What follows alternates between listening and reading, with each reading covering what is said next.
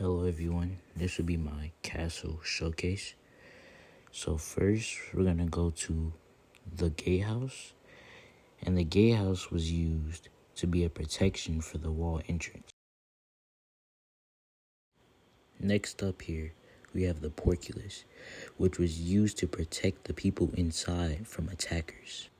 Next we have the battlements, which were used as a place for defenders to hide while they're being attacked in battle.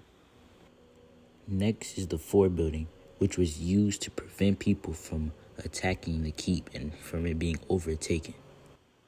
Next you have the keep, which was used as a last resort just in case the castle was overtaken by enemies. Next you have the church, which is where people of the castle fulfilled their religious duties.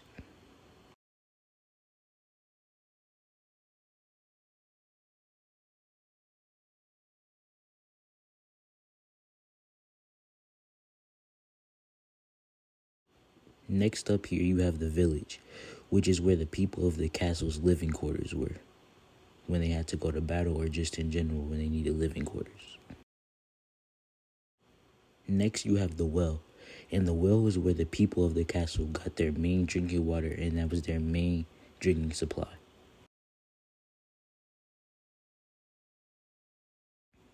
Next up here you have the flag, and the flag represents blood, sweat, and tears, with the red being blood, yellow being sweat, and blue being tears, which overall describes the entire success of the castle. Next up here you have the wall walk, which was the place for the defenders or the people in the castle to maneuver around throughout the castle.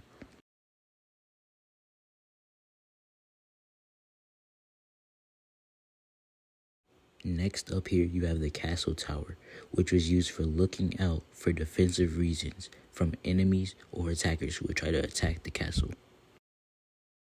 Next up here you have the parapets, which were used to prevent people who were hiding behind the parapet from falling down or over the castle. Next up here you have the outhouse, which is basically like a bathroom throughout the medieval times. Next up here you have the mantlet, and the mantlet was used for stopping projectiles during war. Next up you have the trebuchet, which was used as sort of like a catapult as it threw large rocks at opposing castles to take the castle walls out.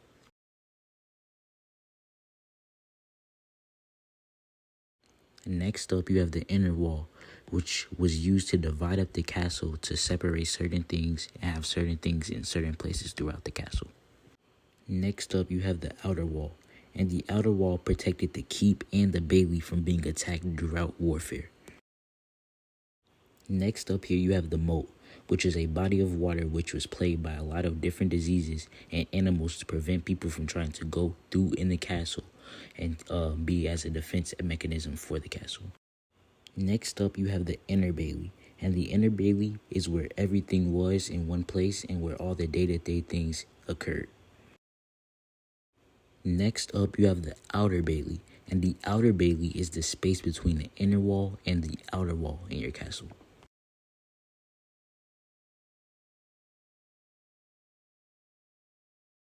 Next up you have the battering ram, and the battering ram was used to ram into the walls to break them down in the castle. Next up you got the siege towers, and the siege towers were how the attackers were able to get over the walls of the castle.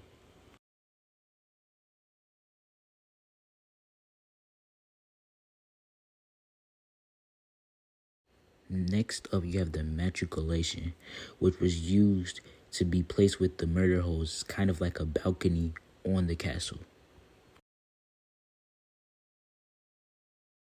Next up you have the murder holes, which are used for the defenders of the castle to be able to throw out or send out hurtful or harmful things throughout the holes to attack those who are attacking. Next up you have the arrow slits, and the arrow slits were used for the defenders of the castle to shoot out arrows at the attackers. Next up you have the clock tower, and the clock tower was used for the people of the castle to be able to tell the time throughout the day.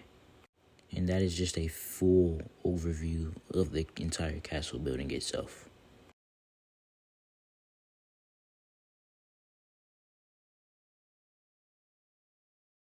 Next up here, you have the stables.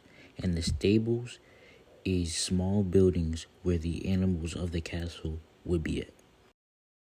And this right here is my full overview of the castle.